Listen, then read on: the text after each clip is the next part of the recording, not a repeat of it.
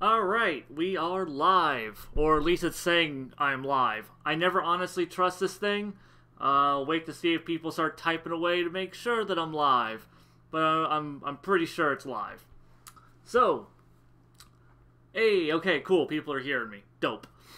So, for those that don't know what's going on with the stream, basically, there was the GoFundMe, and for people who put towards that, $5 or more, which was the minimum. They got to ask me as many questions as they wanted for this Q&A. I have a long list of questions that I have to get through for this. And I was going to do it as a video, but I have so many goddamn questions, I just could not conceivably make it a single video. I was just like, fuck it, so I'm just going to do the live stream format. If anyone, really, obviously, this is for people who donate towards the GoFundMe, so, I won't be answering chat questions. If people desperately really just need to ask a chat question and have me answer it, I guess you guys can do a $5 super chat, because, that's what these people put in, $5 minimum, so, just to make it fair to them, they're not getting gypped, because I wanted that to be fair. So yeah, let's get started jumping into these questions, because like I said, I have a shit ton of questions. And the first one is, favorite character in Dragon Ball FighterZ? My favorite character is Yamcha. I usually, in pretty much every single fighting game I've played, I usually lean towards faster characters that are a bit more close-range combat, more melee-focused. And yeah, Yamcha really scratches that itch for me. My secondary favorite character is Goku Black. I like his, hand blade attacks. I like his, I just like his fighting style as well. But yeah, Yamcha's my boy. He's my #1 favorite. Top 3 moments from each arc of Super. I like how this question assumes that I have 3 favorite moments from each arc of Super. As if each arc of Super has memorable, moments that are memorable enough for me to even, I have been trying to purge Dragon Ball Super from my fucking brain. Even though I have to, rewatch it to do all those big scripted things, I'm just trying to forget as much of that bullshit as I can. But yeah, no, these arcs don't stick with me. The only one I can say that really had, 3 memorable moments for me was the Universe Survival arc, mostly because it's 50 goddamn episodes. And with the Universe Survival arc, my top 3 moments from that would probably be Goku and 17 doing the campfire thing, Ultra Instinct Goku riding the Kamehameha, up Tails attack and then shooting her in the face. And then the Muten Roshi speech to Kuririn and Goku that harken back to their training. So yeah, that's going to be. Those are my 3 favorite moments from that arc. And those, like I said, that's the only 3 I can really think of. So yeah, let's see. Next question: favorite Zoldyck in Hunter x Hunter and why? I think I feel like there's only one proper option to this, and that's Killua. Killua is obviously going to be my favorite Zoldyck, because he's the only one that got really explored and was was a full-fledged character. I mean, the rest of his family are interesting characters, mostly aesthetically, and they do some cool shit, but I can't say any of them are anywhere near as interesting as Killua is. Especially, the only other one I can think of is, his brother-sister, Killua's, little sibling, whose gender is ambiguous. She was an interesting character, but she doesn't hang around long enough in the anime for me to form an opinion of her. So yeah, Killua. Who do you think is the best written character in DBZA and why? Probably Vegeta. Vegeta for me is mostly because he's so much Vegeta. He is he's not parody of Vegeta. He's like, if Vegeta were wittier, that's how I imagine Vegeta would act. Like, Vegeta just, you know, like, the way he's portrayed in Abridged, to me, is just, yeah, no, that is Vegeta. Yeah, I definitely, sorry, I keep, like, looking over at the chat. That's why I keep stopping mid-sentence. So, yeah, Vegeta is definitely my favorite character, or what I would say is the best written character, because I feel like it really stays true to the core of what the original character was, and I feel like, you know, he's less like a parody, like I said, but he's less of a parody and more just, he is Vegeta surrounded by parody characters, and he's acting appropriately around them. So yeah, Vegeta, I think, is probably the best written character, just in my opinion. Is Hunter x Hunter the best anime on a written and contextual level? I have no clue what this person means by contextual level, but as far as its writing goes, no, because I think there are plenty of great anime that do far more interesting things. Let's see. Like Utena is a great friggin' anime. Evangelion. Tengen Toppa Gurren Lagann. Like, there are so many great animes that do so many great things. FLCL. I'm sure there are ones that Gainax did not work on, and I'm trying to think of them in the moment. Well, I mean, Gainax didn't work on Utena. But yeah, like, Steins Gate. Like, there's so many great anime that do so many interesting things. Now, if you want to, like, narrow it down to, like, the realm of shonen action, maybe I could see it being, you know, like, maybe I could see it being, you know, the number one best one, if, like I said, if you just limit it to shonen anime, but then you have to also factor in things like, Yu Yu Hakusho against Hunter x Hunter, because, like, Yu Yu Hakusho has really great characters, and it has great arcs, you know, and, like, it's a really good, it's a really great fucking series. And then you also have, Fullmetal Alchemist, you know, like, you know, Fullmetal Alchemist Brotherhood.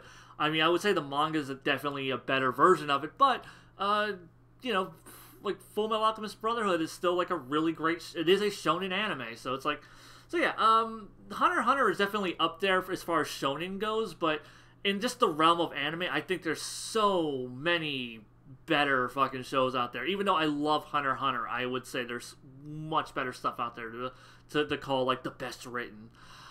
How would you describe your high school days? Well, I was a high schooler in, like, the late 90s to the early 2000s, and it was dog shit. Being, like, high school sucked. I was picked on constantly. I was, like, a nerdy, awkward kid. I kind of really wish I were, I really wish, like, I had, like, the same mentality as a kid, as a teenager, as I do now, because, like, I would just not have put up with that shit. I would not have dealt with the bullshit that, like, I did as a teenager, because I was insecure, and I was quiet, and I was awkward, and I just didn't want to make a fuss. And as an adult, like, my mindset is, fuck those people, they're dog shit. They have, like, I have every right to call them out and to just tear into them. So, yeah, no, like, I really wish I had, like a lot of people were like, oh, man, I wish I could, like, you know, relive my high school days, because those were the glory days. I wish I could relive my high school days so I could do it right. So I could tell certain people to go fuck themselves, so I can let them know that I don't give a shit about their goddamn opinions. Because honestly, I never really cared about other people's opinions, but, like, I would always let it kind of get to me, like, you know, just the torment and the bullshit and the harassment. And, like, as an adult, I would just never tolerate that shit like I did as a teenager. What age would you consider it bad to still be a virgin? Okay, you know, like, I've never gotten into the whole, like, oh, like, you know, you're still a virgin at this age, that's so much an embarrassment, blah, blah, blah. Like, I have friends who are still virgins, and, you know, like, I would never look down on them for that. I mean, for the most part, like I have a good section of friends who are just asexual, and if you're asexual, there's Obviously nothing to be, it's like, you don't even want to have sex. Of course, you know, that's, like, you know, or there are people who don't have sex for religious reasons. You know, there are plenty of reasons to not have sex, and plus, I feel like that's only, like, a guy thing. Because, you know, like, if you're a guy and you don't have sex by a certain age, you are socially shunned. But if you're a woman and you have sex, you are socially shunned. And I think that's bullshit. It's bullshit double standards. It kind of fucking disgusts me personally. My room's getting really fucking hot. I'm gonna turn my fan on. It's gonna fuck up the audio a little bit, but goddamn it, I am already sweating because I live in goddamn Florida. Ugh. Okay. So, yeah, like, I don't think there's such a thing as a age to be embarrassed about being a virgin. Like, you know, I think it's, like I said, I think it's dumb. Like I said, I have friends who are virgins, and you know, some of them are in their 30s. I do not think it is an embarrassing thing at all. You know, like, I mean, like, you know, I personally didn't lose my virginity until fairly late in life, and it was not, like, because, yeah, but then, for me personally, I was never constantly out looking for it. Like, I mean, if you're, like, some sort of, like person who puts pussy on a pedestal, and you're like, I need to get puss, man, I need to get puss, and you're not getting any, that's kind of embarrassing, I would guess. But like I said, you know, I've never been in that mentality. You know, I've never, you know, like I said, I don't think that there is an age, like, unless you're actively pursuing it, because I'm gonna tell you right now, you know, like, getting sex is not difficult. It is not. Like, you know, if you want to, if you want to get laid, it is not that hard to actually get laid, unless you are just the most awkward, socially inept human being on the planet. You can get laid. It is not some Herculean task, and it's definitely nothing worth, you know, it's definitely nothing worth bragging about. So yeah, that's just my stance on that. Next one. God damn it, these fucking questions. How much masturbation is too much? When your dick or clitoris starts hurting. Like, if masturbation is not pleasurable to you, that's when you should stop. If you have some free time to kill and you have an erection, or you're wet or whatever, and you have the time to crank one out and you're still enjoying it, have at it. I don't think, like I said, like, until it is no longer pleasurable, then, like, that's when it's too much. Would you suck dick for $1 million? God damn it, these questions are so dumb. I would like to state for the record that these are questions that I usually would just kind of skip over, but people have fucking paid me to answer these. I am financially obligated to answer this shit now. Okay, so would I suck dick for $1 million? Yes. First off, I'm not even straight. I don't even, so, like, that doesn't even factor in for me. And even if I were straight as a goddamn arrow, I would not, I wouldn't care. Like, if I was straight as an arrow and someone's just like, suck my dick for $1 million. If I was actually gonna get $1 million for it, hell yes, I would suck a dick for $1 million. Because what's the worst that's gonna happen? People are gonna be like, you suck dick, you faggot. I'm gonna be like, I'm sorry, I can't hear you over me counting all of this money that you don't have. You know? Like, what is the worst that is going to happen? Some people are gonna call you gay as you're counting your stacks of money. Like, that is the dumbest fucking shit. Like, people are so fucking insecure about their goddamn sexualities. Let's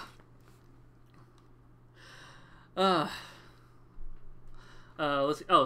Emmanuel Torres is asking, how do you donate to this thing? And, I know I said I wouldn't answer that question, but this is about, like, trying to, like, you know, like, this is asking, like, you know, how do you ask questions? So, there's a thing called a super chat. It's the little dollar sign at the bottom. If you put $5 in, I will answer a question on top of the GoFundMe questions that I'm doing. So yeah, that answers that one. Let's see. We hear a lot of negative things about Florida. What stereotypes do you hear about California? I'm assuming this is a person who lives in California. I haven't heard jack shit about California. I don't honestly pay attention to cultural stereotypes, except for, like, the major ones. Like, I mean, I guess, like, I you know, racial stereotypes, because you can't avoid those, but as far as, like, by states, Stereotypes, I honestly don't know any of them. I mean, I know, like, you know, some of the stereotypes about Florida, but that's because I live in Florida, and I witnessed some of them firsthand. Let's see.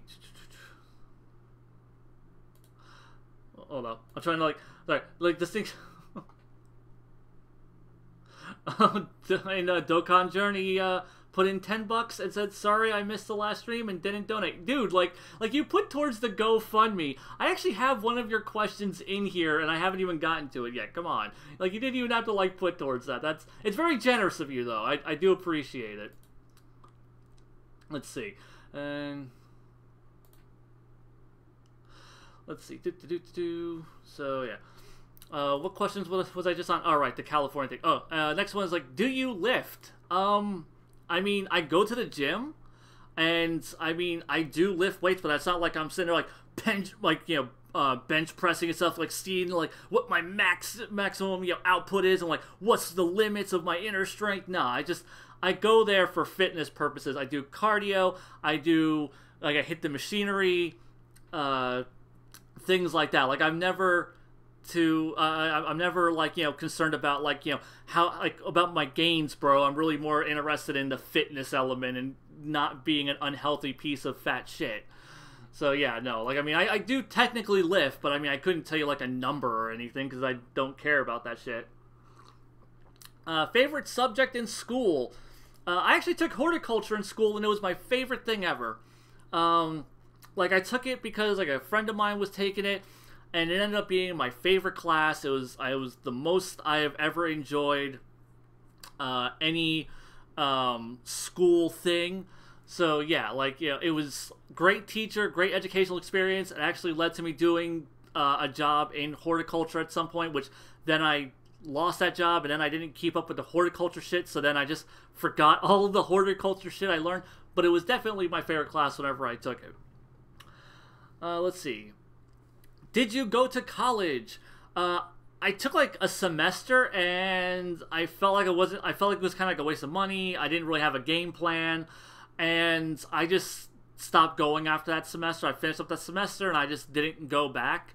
And honestly, like, I'm glad I never did, because I feel college is a fucking scam. Like, unless you have, like, a really good game plan, and you know what the fuck you want to be when you grow up, and you know where your education's gonna take you, don't go to fucking college. Do not fucking do it.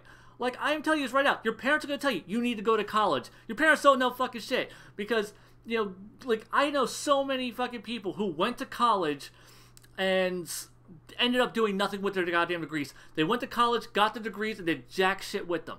Like, I only know 2 people who got degrees that actually did jack shit with them. And they had a game plan from the point that they, like, started college to the point to where, like, they, got out, and they had a game plan for where they were going to go. And so, yeah, like, unless you have a game plan, don't go to fucking college. It's a waste of your fucking money. It's a waste of your fucking time. God damn it. Let's see. Dokkan Journey said, oh, sorry, I forgot to tell you, but to tell Aggro, Tamaki is best girl and fuck him. Tamaki. I'm trying to remember who the hell Tamaki is. Oh, man. Is that someone from Bamboo Blade? I don't remember. Tamaki. Shit. I cannot think of who the hell that is. What's your opinion of Arrow Manga Sensei? I've never watched it. It looks like absolute garbage, and everything I've heard about it is terrible, so I don't want to have an opinion of it. My opinion is I never want to watch it. Did you enjoy Dr. Slump? And now Aggro's in the comments tearing shit up. Fantastic. Let's see. Okay, did I enjoy Dr. Slump? Okay, that was the last thing I have only read the first chapter of Dr. Slump. I've watched the first episode of Dr. Slump, and I've watched 1.5 Dr. Slump movies. That is the entirety of my experience with Dr. Slump. And there's a beautiful shit-talking fest going on in the comments right now between Aggro and Dokkan Journey. And I'm loving it. You should let Aggro join the Q&A. I mean, if he wants to come in here, I mean, the questions are for me specifically, so it wouldn't really be, like, it wouldn't really make sense for him to show up. Well, yeah, let's see. But yeah, like Dr. Slump, though, I haven't seen enough of it to have a real opinion. What I have experienced of Dr. Slump, I have enjoyed, but I have not experienced enough to have, like, a good, solid opinion of it. But I do like what I have seen. Must-have games for the Nintendo Switch. Mario Odyssey, obviously. I did a whole fucking video explaining why I think it's, like, the gold standard for video games and why other video games should be emulating its business practices. Let's see. Puyo Puyo Tetris, I have gotten so much fun out of. One of my favorite games on the Switch. Let's see. Mario Kart 8 Deluxe, I've played a shit ton of that. I feel like there's at least one more I'm forgetting about. Oh. But yeah, those are pretty much like, yeah, I would say like those are the ones, like, those are like my must-haves. Okay, and Dark Joey put in $5 and said, Zeon, hope you and Aggro are doing well. What would you say is... What would you want to see in this Dragon Ball Super movie? How would you continue to show if it comes back? As for the new movie, I don't know what I would personally want from a new Dragon Ball movie. Like, honestly, like, I kind of want just like a fun non-canon movie where I didn't have to worry about new lore bullshit that Toriyama is going to be shoving up my ass. I just want to have this cast of characters that I love deal with, you know, like some new adversary, and they have some great character interactions. There's some cool set pieces, some cool environments for them to fight in. You know, that's what, like, I would want from like a Dragon Ball movie. And I'm probably not going to get that. I'm probably going to get some lore-heavy bullshit about the Saiyans, about Frieza, about some shit I don't fucking care about. You know, there's just... There's a lot that I just... there's a lot of things I'm not looking forward to with this movie. As far as, like, how I would continue Dragon Ball Super, I wouldn't. Like, I don't want any more Dragon Ball. I really don't. Like, if anything, I want a reboot. I've said this a million times. Like, I don't want to keep forcing more shit out of the same continuity. I just want a goddamn reboot. You know, like, start fresh... take what was already there and retool it into something new and original and see what you come up with. Alright. Let's see. Where was I? Okay, so I just answered the question about Nintendo Switch games. I feel like there's another fucking Nintendo Switch game. I didn't say... Oh, Bayonetta. Bayonetta's fucking dope. Bought that day one. Had to get that. Splatoon 2. There we go. Splatoon 2 I fucking love the shit out of. So yeah, those are my must-own games for the Switch. And I know someone will be like, you didn't say Zelda. I like Zelda. I don't love Zelda. I like Zelda. Let's see. Favorite Smash Bros. Character? Toon Link. Toon Link is my boy. For those, like, you know, for those that weren't here for the very beginning of the stream, I said that I usually prefer characters who are short range and fast. Toon Link, he is a short range. He's a shorter range, faster version of regular Link, and I just love his aesthetic and his art style. And yeah, Toon Link, my boy. Also, I like kind of dicking around with Bayonetta because I think like she has a really cool combat style, but I haven't played enough with her to really get remotely good with her. Okay, and next we got... Is a 3DS still worth buying in 2018? Why or why not? I would say... God damn it. Okay, fucking Rosa tossed in 20 Canadian dollars. What is that, like 50 cents an American? I don't know. Are you agrosexual? No. And since I brought up sexuality earlier and I didn't actually clarify, I am bi. And yes, Agro, Rosa's a fucking legend. So yeah, now that I've answered Rosa's question, Jesus Christ. Let's see. Yeah, okay, yeah. Is the 3DS still worth buying in 2018? Why or why not? No. Because don't buy a 3DS, buy a 2DS XL, because the 3D gimmick was stupid. It never fucking served a purpose. It's dumb as shit. Buy a buy a 2DS, because the 3DS has there's, you know, like the 3DS has amazing fucking games on it, has a great fucking library, and it's also backwards compatible with the DS. So yeah. So yeah, like between like the 3DS and the DS, that is an amazing game library. So yeah, that is like, you know, that is my, you know, answer for that. Like, get a 2DS and play that for the amazing 3DS and DS games that are available, because those two systems had amazing goddamn libraries. Do you think episode 65 in Super is the best episode in the series? I actually had to like look this one up in advance, because I couldn't remember what the hell that was. That is the episode where they fight Zamasu and like merge Zamasu, and it's like super dope, but it's one of the episodes that I've praised really hard. I don't know if I'd call it the best, but it is definitely, like, if I were to make like a top 5 best Super episodes, it would probably be there, because I feel like the action set pieces are really strong. I feel the sense of spacing in the environments is really great. How they, like, the cutaways to other characters, there are characters who are really close to the action, so you're not pulling yourself too far away from the action. So yeah, it's a really great episode. Like, 65 was a really great episode. I don't know if I'd call it the best, but it's definitely, like I said, probably in my top 5. Do you feel bad for Android 19 when Vegeta obliterated him? No, of course not. Why the fuck would I? It's fucking Android 19. He's a fucking robot and he's a villain. I don't give a shit. Okay, this person phrased this weird. In my opinion, Mr. Satan, Yajirobe, and Mr. Popo are some of the most underrated characters in Dragon Ball. Would you agree? I would agree that Mr. Satan is a very underrated character. The other two, not so much. Mr. Popo doesn't do a whole lot, and honestly, I don't even like Yajirobe in the Daimao arc where he's introduced. The only time I really liked Yajirobe as a character was during the Saiyan arc. It's the one time where I really felt like he made a difference.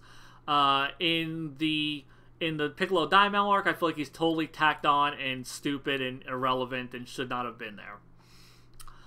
Have you ever finished watching the remaining episodes of Watamote? No. I have no, like, yeah, I have nothing against finishing Watamote. I just never did it. I was borrowing a Blu-ray set from my friend Dan, and I just gave it back to him because he needed it for something. And yeah, I just never finished watching Watamote. Maybe one day I will. After fuck. My goddamn phone dinged, and that distracted me horribly, and I'm gonna put this bitch on right. Oh. Okay. Sorry, I am back now. What the hell was I talking about? Watamote. Yeah, I have no issues with finishing that series. I just never did. During the Future Trunks arc, would you agree that when Trunks gets his Super Saiyan Ikari form, is when the arc really starts to fall apart? I say the arc starts falling apart around episode 3, because that's when the pacing starts slipping, that's when the structure starts slipping, and then the more you start getting into Black's origin story and stuff, it doesn't really fit or make sense. Like, there are great things, like past the first 2 episodes, it is a Richter scale of quality. It just kind of goes up and down and up and down. And yeah, so yeah, like the Future Trunks arc is, I would say it falls apart much sooner than that.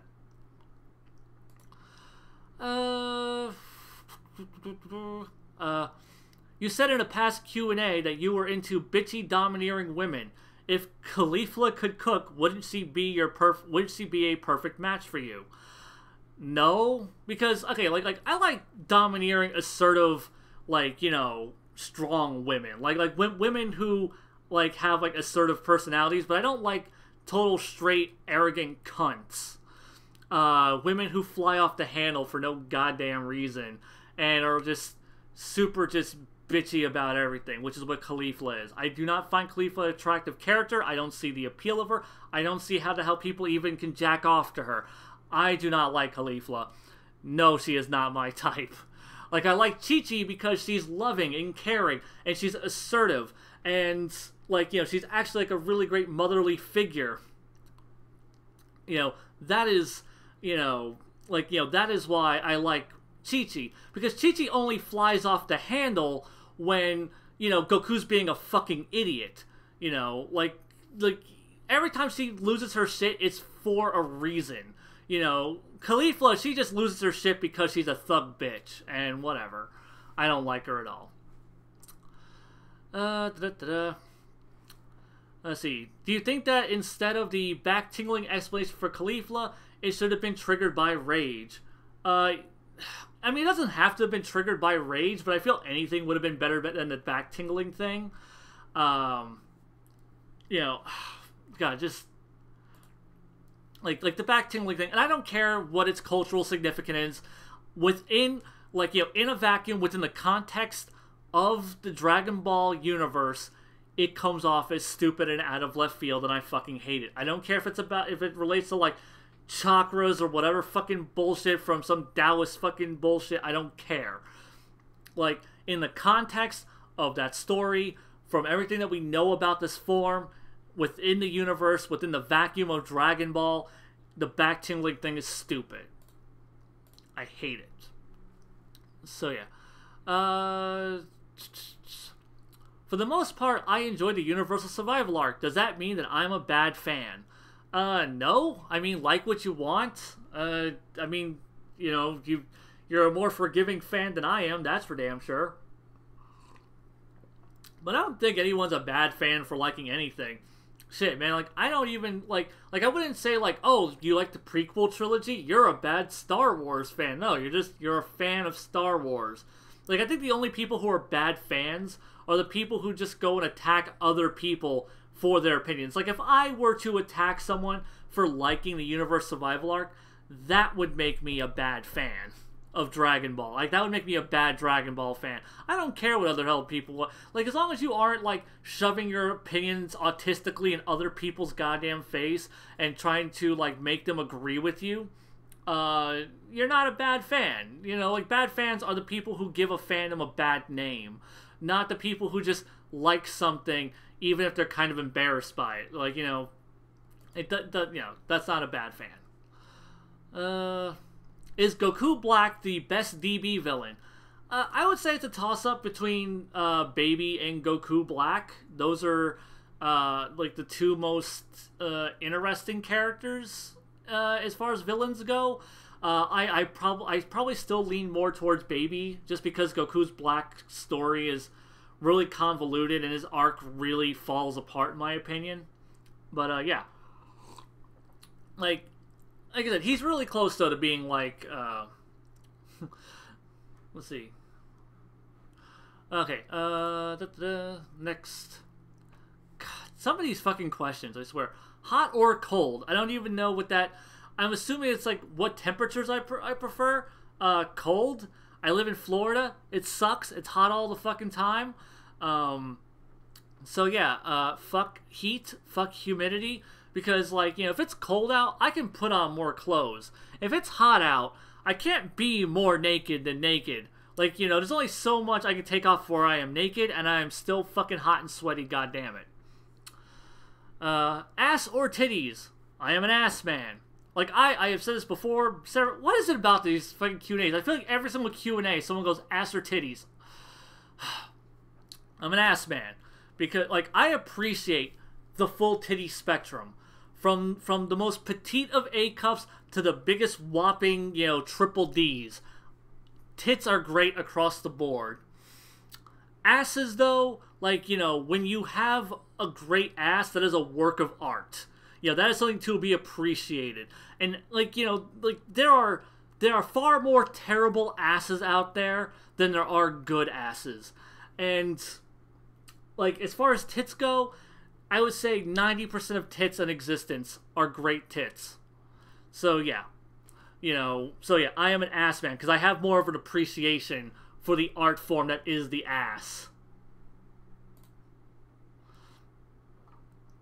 So yeah. Alright. Oh, got another super chat. So yeah, Zwagger19 asked, which do you prefer, Dragon Ball, Z, GT, Super?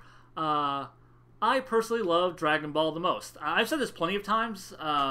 Dragon Ball is my favorite out of all the shows. I would give it like a rock solid 9 out of 10.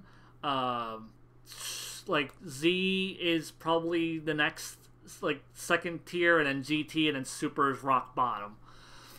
Like Super is hard rock bottom. I do not care for it. In fact, it is the only one of the 4 shows that I can say I don't like. I like things in it, but as a show, I don't like it. Let's see. Favorite pair of shoes of all time. Jesus Christ. These questions are so goddamn lame. Okay. Actually, I wish I had this like a video. I wish I had like a video feed, because I have like a squeaky pair of monster-shaped Crocs. Like they're shaped like monster feet, and they squeak, and I wear them in public, and I embarrass my friends, and they're great. They're comfy. They look ridiculous.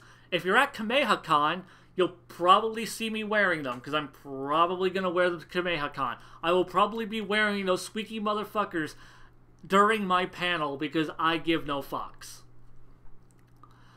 So yeah. Oh my god. Who has a bigger dick, you or Aggro? Why would you assume I've seen Aggro's dick? I mean, I'm going to assume it's him. He's a big old dude. It's probably him. Jesus Christ. Follow-up question.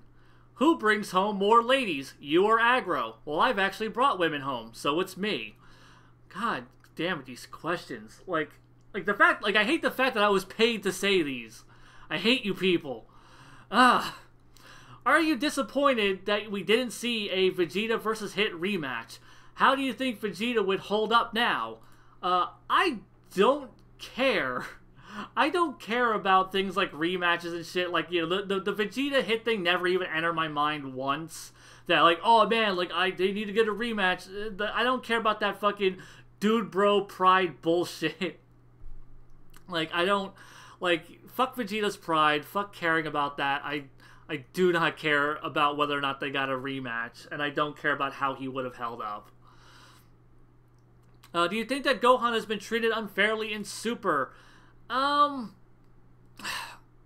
know, honestly, if they had done nothing with Gohan, I probably would have been more content with his treatment in Super, because Gohan, like, the thing with Gohan is that they treat him like he's supposed to be like a more important character, but then they really didn't do much with him. Like, they just kept teasing that he was going to be something, and then, like, the Universe Survival arc rolls around, and, oh man, this is it! We're going to make him, like, the team leader, we're going to get his groove back, he's going to be ultimate again, and then they didn't do shit with him. So, yeah. I wish they had never teased anything about Gohan. Because if they had just left Gohan as, I'm going to go home and be a family man, I'm going to, like, go work my job, and I'm going to go fight crime as the Great Saiyaman, and I'm going to come home to my wife and kids, and if that had been Gohan's character, I would have been way more content. Trying to force him back into this mold of being the fighter dude because a bunch of fucking man babies who thought the Cell games was, like, the greatest thing ever, you know, to appease these fuckers, you know, we had to, like, make Gohan badass again. I'm not down for that at all. I think it was dumb and pandering, and it didn't fucking serve a purpose, and I feel like it drags a character who was in retirement out of retirement for the sake of appeasing fans and not for the sake of doing anything for the character. I feel the exact same way about Kuririn as well. Like, I think he should have fucking stayed retired. This is how I rank Super's arcs. God, I always hate how when people phrase questions like, this is how I feel about this. Do you agree? Because, like, the odds I'm going to agree are so slim. Okay, this is how I rank Super's arcs. BOG, 5 out of 10. Resurrection F, 3 out of 10. Universe 6, 6 out of 10. Future Trunks before Super Saiyan Ikari, 8 out of 10.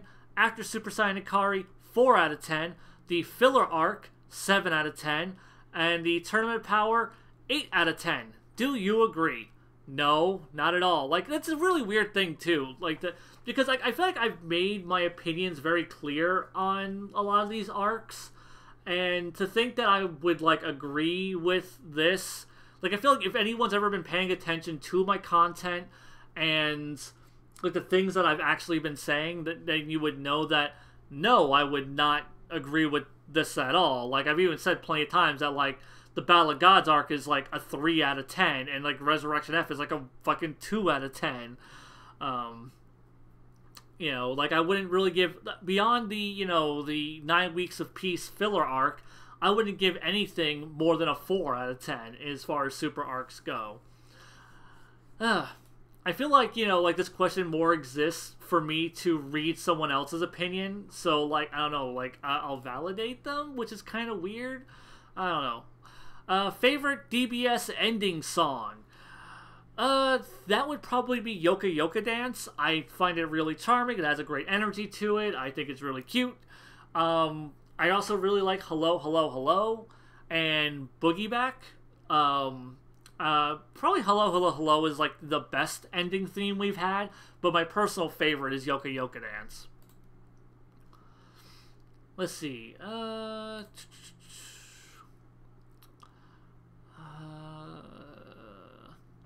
Fuck, where was I? Oh, I say that the best character in Dragon Ball is Goku, the best character in Dragon Ball Z is Gohan, and in Super, it's Vegeta. Would you agree? Goku, yeah, because he has he's the most prevalent in Dragon Ball, and honestly, the same thing goes for Gohan and Z. Like, he's the most prevalent character throughout Z, so of course, you know, Gohan's gonna be, you know, probably the best character. Super, I don't know who the hell the best character would be. Like, Vegeta gets some dope moments, but I don't feel like they ever do anything interesting with them. Like, God, I don't know who the hell I'd call the best character. I mean, like, each character's had, like, a few moments to shine, but I feel like no one's had, like, a good overarching, like, you know, throughout the entire series of Super. Like, this was clearly the MVP of the series. What's your opinion of Family Guy? I watched it back in the day, thought it was really good, haven't seen it in forever, don't really care to watch more. What's your opinion of South Park? I liked it back in the day, thought it was pretty good, haven't seen it in a long time, really don't care to watch more. You're trapped on a desert island and you can only bring 3 animes to watch. What do you bring and why? I'm going to bring Escaflowne, the Monogatari series, and Fullmetal Alchemist 2003, because those are my 3 favorites. There you go. That is why. Let's see. Oh, I'm trying to, like, figure out my damn plan. Okay. Are you disappointed that we never got to see Whis and Beers go all out? No, because I don't care about that. Like, I don't really care to see, like, the max strength of these characters, because I don't care. It's never been relevant to the story. They're very passive characters. I feel like people, like I said, it's just that I don't care about that dude bro mentality of, like, yeah, I want to see, like, these guys, like, punch face and, you know, see who's the punch faciest. I don't care. What do you drive? God, that is an oddly specific and almost personal question, but alright. I drive a 2015 Kia Rio? Like, I don't know why that's relevant, but okay. Do you believe in aliens? Like, do I believe in people from other countries? Yes. Do I believe in, like, little green men from other planets who come and probe hillbillies? No. I do think there's probably life somewhere out there because, you know, space is big. There's a lot of space. There's probably there's probably some life out there, but yeah, I don't think that there's, like, aliens and spaceships that are coming to Earth and, like, building pyramids and, like I said, probing hillbillies and shit like that. Emmanuel Torres, thanks for the accidental shout out. Emmanuel Torres tossed in $5. Thanks for the accidental shout out. Love the channel. Can't wait for the ZNA Justice League review. Actually, yeah, Justice League is out on Blu-ray now, and at some point I'm going to watch it with Aggro. So yeah, you can look forward to that. At some point I need to like tell Aggro to, or ask Aggro if he finished watching Jessica Jones so we can do a review of that as well, because I never followed up on that. In the near future, would you consider learning Spanish or any other language? Not Spanish. I have no desire to learn Spanish. I have no need for Spanish. If I were to learn another language, it would be Japanese because that's actually useful to me. So yeah. It's like the most weeb answer I could give, but I mean, I watch a lot of anime, and I would love to be able to import video games and untranslated manga, so yeah, learning Japanese would be the most beneficial to me personally. Should I save my money for Kamehameha or for a new car? Man, don't ask me life advice. Shit. If you... How bad do you need a car? How important is Kamehameha to you? If you think that these are equally, like, you know, like, if you feel these two options are so equal in your mind that, you know, that, like, either one is, like a valid route for you to take, flip a coin. That's what I would recommend. Flip a coin, heads Kamehameha, tails a new car. So yeah, that's my advice on that. Let's see.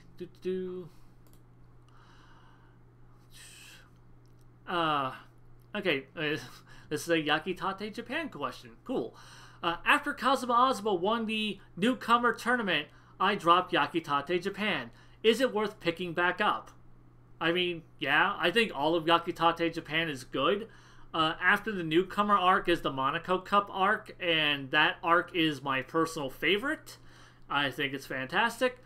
After that is the Yakitota 9 arc, and it's the weakest arc, but it's still good because it's Yakitota, and Yakitota is just a good anime. Do you think that you would have been better?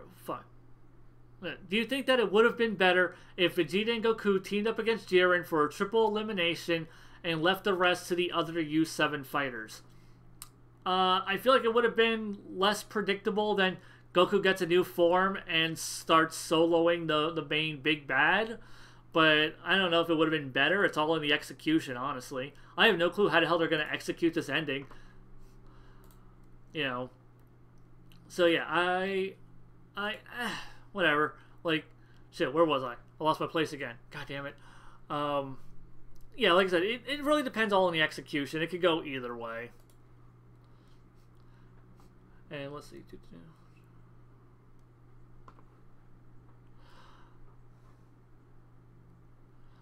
Let's see. And next question. It is... do you think that it's bullshit while Vegeta is training his ass off to achieve new levels of strength, Goku gets everything handed to him more easily because he is the main character? No. Because Goku gets things more easily, but not that much easier than Vegeta does. Like, I mean, and Goku's busting his ass too. It's just, you know, Goku has just a natural ability for getting stronger that Vegeta doesn't. That's about it. So no, I don't necessarily think that that Vegeta is getting like shafted or anything. Do you think that it's bullshit that Goku can master Ultra Instinct when not even the gods of destruction who are thousands of years old could? No, I don't think that's bullshit either, because like Ultra Instinct is like, you know, this the way it's presented as this ultimate enlightened form of martial arts, like, you know, like this pure zen of martial arts. And Goku has been like pushing his body to his limits his entire life. The gods of destruction, based on Beers at least, are a bunch of lazy assholes and probably aren't trying to push their limits. So yeah, like them not being able to achieve that, like, and it's not said that they don't have it, it's that like it's difficult even for gods of destruction. I don't even know which ones can achieve it or which ones have, because they've never really gotten into it. So yeah, after Tournament of Power, oh my god. After Tournament of Power, if Universe 6 comes back, do you think Kaba would smash Caulifla or Kale? Or do you think that he could pull it off with both? God, these goddamn questions. Kaba's too much of a punk, like, to nail Caulifla, and Kale is way too hardcore Daikin for Caulifla to ever go for Kaba. So yeah, no, Kaba would not smash either one of them. Oh my god, another one of these. If Caulifla got really flirty and touchy with Goku, do you think he'd cheat on Chi-Chi? No. Goku's a good boy. He wouldn't cheat on Chi-Chi. He's a good boy. Regardless of him being an absentee father and husband, he does care about them. And honestly, he isn't driven by his penis. So no, I don't think he'd just go and plow Caulifla. Jesus. Best fight in your opinion in Hunter x Hunter. The best fight in Hunter x Hunter for me is would easily be the Netero versus Meruem fight. Like that fight, I feel is the most bombastic fight. It's between two really interesting characters. Just the structure of that fight is really interesting. Just how to the extremes that it goes to. Yeah, like the Netero fight is the one that I would say, like, you know, the Netero Meruem fight is just, like I said, interesting characters, interesting setup, interesting fight, the most bombastic fight, the most visually interesting fight. So yeah. Okay, Lacuna Fantasy. I appreciate the super chat, but it has to be like a total of $5 because the GoFundMe for people asking questions was $5. It would be unfair for me to answer questions for people who are putting in less than $5. So if you put in an extra $3, I will answer the question. Let's see. Shit. Keep losing my goddamn place. There's so many questions. I'm kind of new to the whole hiatus thing, but why is Tagashi constantly going on hiatus? Tagashi has health problems. Like, you know, he has a lot of back pains. That's why he does not, that's why he's constantly like, I can't write manga. Some people say it's because of Dragon Quest, like he's always fucking off playing Dragon Quest, but it's been documented plenty of times. He has health problems, specifically his back is fucked up. So yeah, like, drawing manga is horribly painful for him. So yeah, he only draws in small bursts. Like, he'll do like some chapters, go on hiatus for his ailments, and then come back. If in Japan a series isn't doing too well, but the international market it sells well, will an anime be made or adapted just for the international market? God, that is an oddly phrased question. That's oddly specific, and I'm gonna go with no, because the closest we've ever come to that was Trigun. We made a Trigun movie. The Japanese made a Trigun movie just for the US. It debuted here, and it did not do well enough. And I feel like that was the closest Japan has ever come to testing that water. I doubt they'll ever do it again. Like, you know, and like that was something that was like a tried, true, tested. You know, like that was like a brand that like showed strength and popularity in the US, and Trigun still couldn't like bring in the numbers that they needed. And Rosa points out Big O Season 2, that was funded by Cartoon Network. So technically that didn't come out of Japan's pocket. Like that was funded by Cartoon Network, at very least co-funded by Cartoon Network, so they didn't have to pay for it entirely out of pocket. So yeah, like, you know, unless there's like some sort of Western, you know, like someone in the West is paying the money to get that adaptation made, you're not going to see it happen. Do you like that the angels... Do you think that the angels are more godlike and super than the actual gods in the series? I mean, kinda. I mean, they're more dignified looking at very least. Can you sing for us? I mean, yeah, I could. I'm not going to. Do you think Dragon Ball Super will come back? Oh, God, I hope not. Like, I'm really hoping that after this movie, it's over and done with, and we don't get more Super. I'm hoping, like, at very least, like, if we get more Dragon Ball, I hope it's something different, and it's not more Super, and, you know, it's someone else writing stories instead of Toriyama, because I'm fucking done with Toriyama and his shitty goddamn stories. So, yeah. Okay, Lacuna Fantasy tossed in the extra $3 to ask this question. Okay, so now I can ask I can answer Lacuna Fantasy's question. What's your real issue with Super Eye Patch Wolf's Manga Z videos? Basically, I don't really just care for... Well, first off, I don't really care for Super Eye Patch Wolf in general, just because I feel like he's really dry, he's really monotone, he's really long-winded, he has a really slow delivery. I don't care for any of that. I find, like, you know, that kind of boring. Also, I feel like he doesn't say anything poignant enough, which is why, like, I just, like, yeah, I feel like the things that he's saying are very obvious things to say about the properties that he's talking about. Which is why I just don't care for his stuff in general. Like, the reason I specifically don't care for his video on Dragon Ball Z and his video on the manga is because with Dragon Ball Z, you know, he states, like, you know, I am super, you know, biased about this.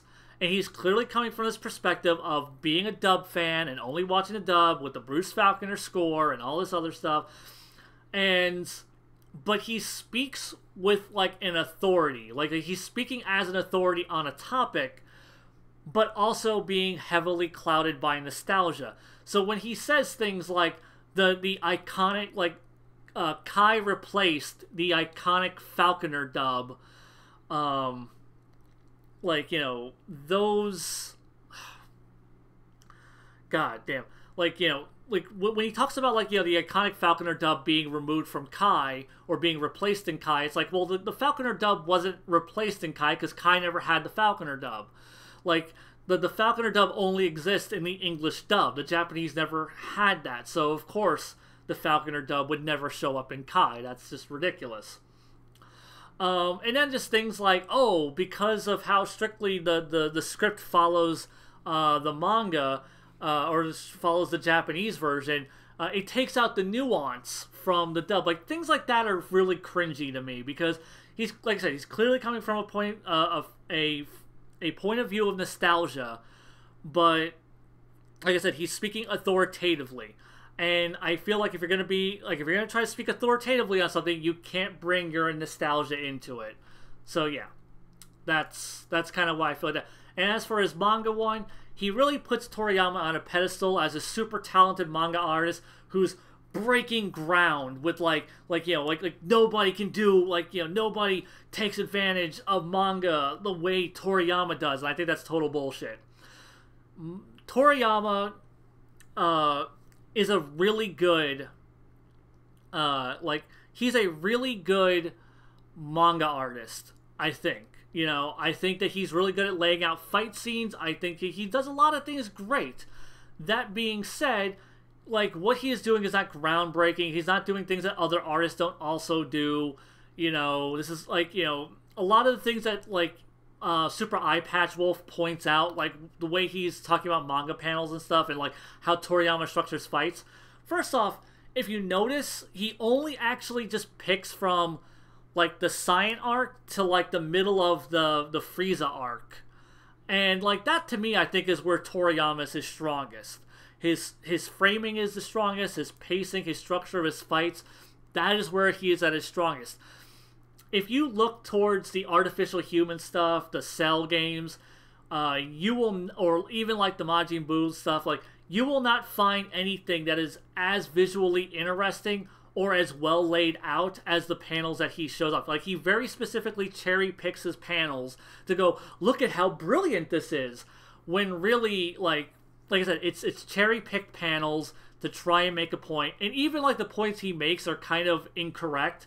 Because if you talk about like the way he draws like the arc of Vegeta's energy, like, oh, like it guides your eye through all the panels. It's like, well, yes, it does guide your eye in a zigzag pattern, but that's not the way your eye would go across the image, because you would start from the point of the beam, or like, you know, like the streak of energy from Vegeta swinging his fist, the point of impact, then Raccoon flying off to the side. Like, you know, your eye line would follow that, you know. And then also Toriyama in that panel breaks the 180, which is a big no-no in terms of laying out like a scene. Like, you know, you're not supposed to break the 180, and because it can disorient like a reader or a viewer. You know, it's just like that's like a really basic rule too. And in that panel layout, Toriyama like breaks the 180 while Super Eye Patch Wolf is just jerking off the brilliance of Toriyama. Like I said, Toriyama, great fucking artist. I think he is really good at what he does. He is not some sort of super god genius, and I really think he is just blown way out of proportion by Super Eye Patch Wolf in that video.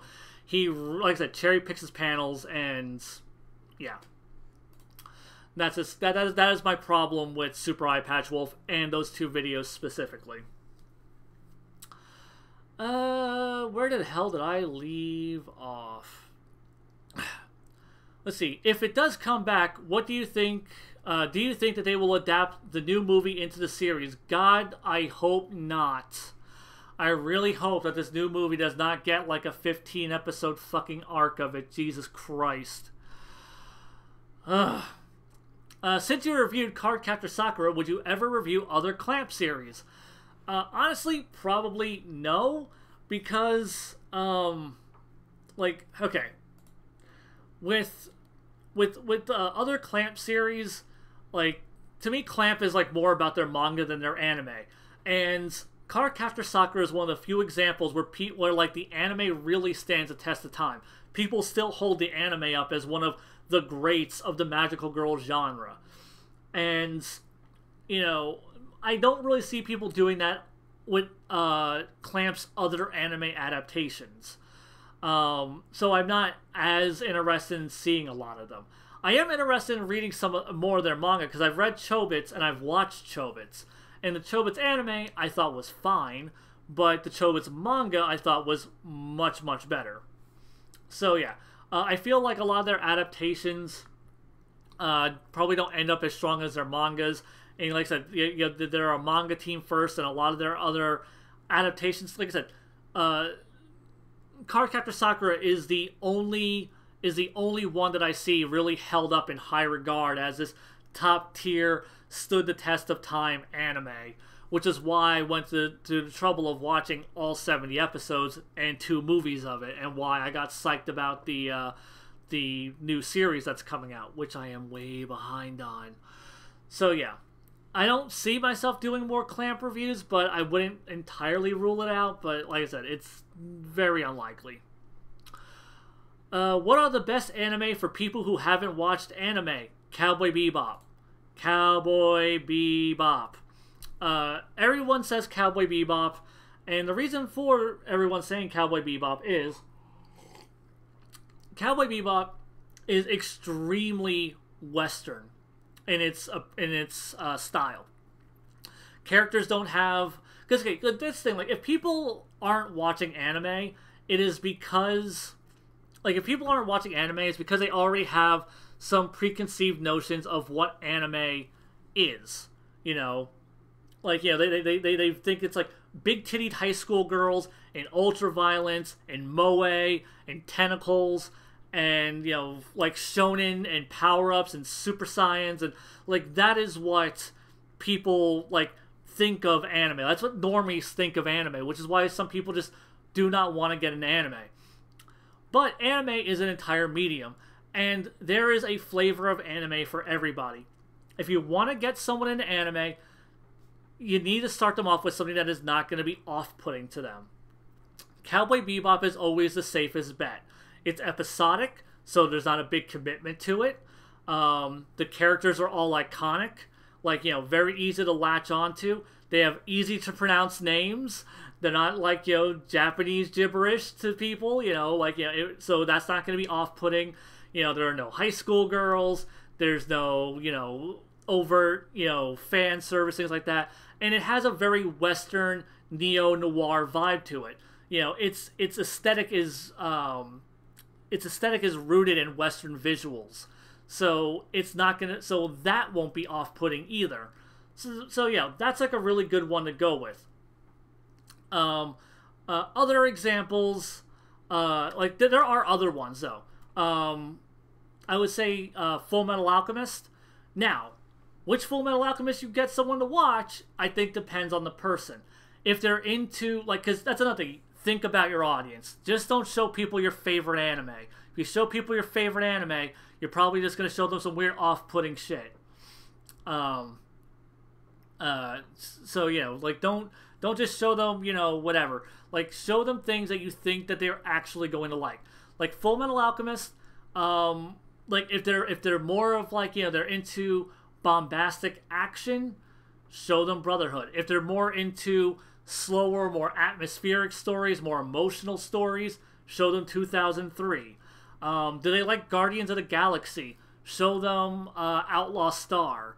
You know, there are things to show, like, don't show them Evangelion. They're not going to get Evangelion.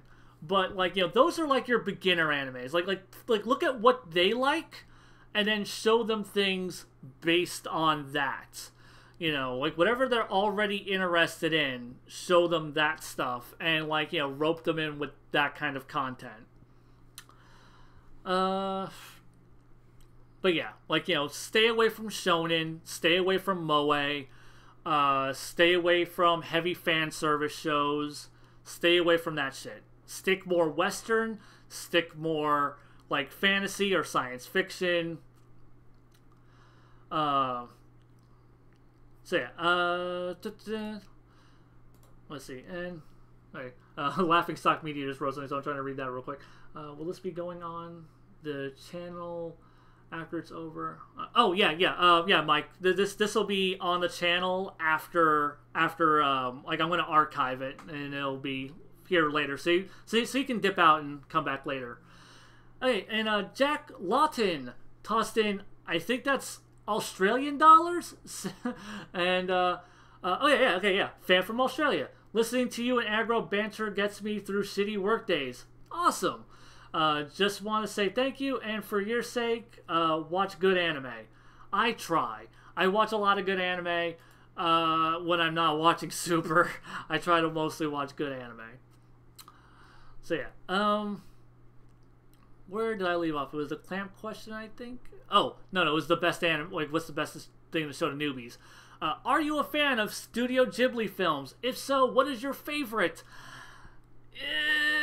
Not really. I mean, I think Studio Ghibli makes really good movies. I am not a super Ghibli fan. I am especially not a big Miyazaki fan. I think he's very talented, but his films never really resonate with me on the same level that I think they resonate with a lot of people. Because, like, people will treat every single thing Miyazaki makes as the greatest thing ever. Where, in my opinion, I think he made, like, one of the worst Lupin movies, where a lot of people say it's one of the best. Like, I kind of get bored with a lot of his movies. Like, I didn't really enjoy Ponyo. But let's say, like, as far as Studio Ghibli films go, probably Spirited Away. That is, like, the one film of his that I saw where I'm like, yeah, like that is the magic of Miyazaki. Like, that was the time, like, I really felt like what everyone talks about when they talk about Miyazaki. Like, that is what I think about. Like, you know, that's what I kind of expected all of his films to be like. Like, that kind of just really, like, puts you in that childlike state of wonder and amazement. So, yeah. Also, Porco Rosso. I did really like Porco Rosso. I think it is a really, really, really good anime. Or anime film. Let's see. Are you a fan of Studio Ghibli films? If so, what is... Oh, wait, so I'm reading the same one again. God damn it. I need to start deleting these. Hold on. Okay. There we go. What is your favorite anime film in general? You seem like a Perfect Blue kind of guy. I do like Perfect Blue. I do. It is not my favorite. My favorite is Ghost in the Shell. Ghost in the Shell was one of the earliest anime films I saw. Was one of those, like I saw it, like, when I was, like, 16. Well, I saw it, I think, originally when I was, like, 14 or 13. And I didn't really get it back then, but I thought it was super cool regardless. Mostly because it had, like, robots and titties. and then I watched it again at 16, and I'm like, oh fuck, man, this movie's like so smart, and it like blew my mind, and I'm like, oh shit, man, movies can like teach me shit. So yeah, like Ghost in the Shell, I've watched it plenty of times. It holds up super well. I also love Wolf Children, Mamoru Hosoda. I think all of his films are fantastic. And though Perfect Blue isn't one of my favorites, Paprika definitely is. I love Paprika. And I just recently rewatched Redline yesterday with Agro. And man, Redline's a good fucking movie. Like, I watched it for the first time last year for Weeaboos, and I liked it then, but fuck, man, I liked it even more the second time around. Like, it was such a good, it was such a good movie. Like I was really surprised. It's such a dense, thick movie too. Like, there's so much going on. And yeah, no, there's no camera because I don't have a webcam. If like, you know, so if anyone's wondering why it's just like a thumbnail, it's because I don't own a web camera. So that is why. I should really get one. I feel like I'm overdue for owning a web camera. Oh my god, these are still going on. Marry, fuck, kill, Chichi, Bulma, Android 18. I'm gonna marry Chichi, obviously. I'm gonna fuck Android 18 for the sake of saying I fucked a cyborg, because I think that makes for a good story. And I'm gonna kill Bulma because that's the only other option I have left. So there you go. Why do you hate Sword Art Online? I hate Sword Art Online because let's see, like, I hate Sword Art Online just because it's super pandering to like teenagers, and I'm not a teenager anymore. I'm not 14. Like I don't like Kirito. I don't like the idea of like this like 15-year-old kid who's like the most badass guy ever for, like, you know, he's like the most badass guy for playing video games, and all these girls want to fuck him because he's super awesome at playing video games. Like, it is the most 14-year-old pandering thing in existence. Like, I cannot stand it. Also, I think it's just stupid. I think the plot doesn't make any fucking sense. The combat in it, like the whole combat system of the game, doesn't make any fucking sense, because I can't get invested in the fights because it's just Kirito just bullshits his way through it. Like, oh, like his health bar drained to 0, but because of the power of love, he somehow overrode the game and lived? I guess? It's dumb. It's really goddamn dumb. So like I said, like, I'm not 14. I don't get off on this type of shitty fucking empowerment fantasy. And that's why I really hate Sword Art Online, because that's all it is. It's a shitty, 14-year-old empowerment fantasy that I just cannot get into. What kind of music do you prefer? I pretty much listen to anything that is not, like, country, gospel, or, like, dubstep. Oh, actually, that's not true. I listen to a little bit of dubstep. So, really, country and gospel are like the only things I just won't listen to. But I listen to a lot of shit across the board. I just now realized that Agro said he's going to go borrow my copy of Summer Wars. I was just like, wait, how's it going to... Oh, right, because that's just like sitting in the living room and he can just take that whenever he wants. Okay.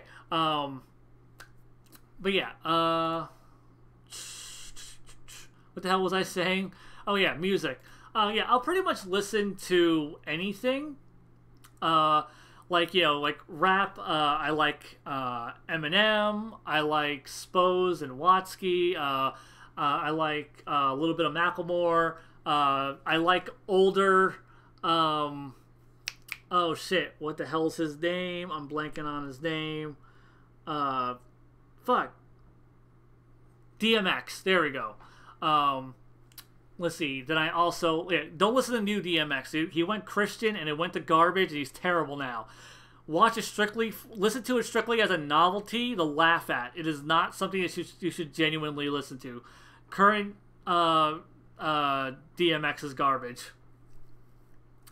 Yeah, I don't listen to a whole lot of rap. But yeah. Like, the things I listen to the most, like, my favorite genre is that kind of... It all kind of gets lumped into emo music, but it's, like, in 2000... Like, from, like, 2005 to, like, 2009, I want to say, there was this crop of kind of, like, alternative... alternative light rock stuff that came out, like Fall Out Boy and Panic at the Disco, like alternative new wave rock almost is what it was. And like Fun I would also put underneath that category, and like that stuff I really like. As far as the bands I like the most, like, the stuff I absolutely love the most is usually weirder, more off-the-wall shit, like Maximum the Hormone, Diane Word, Mindless Self-Indulgence, Emily Autumn. Like, those, like, you know, those are, like, my favorite artists. And they're all weird, off-the-wall shit.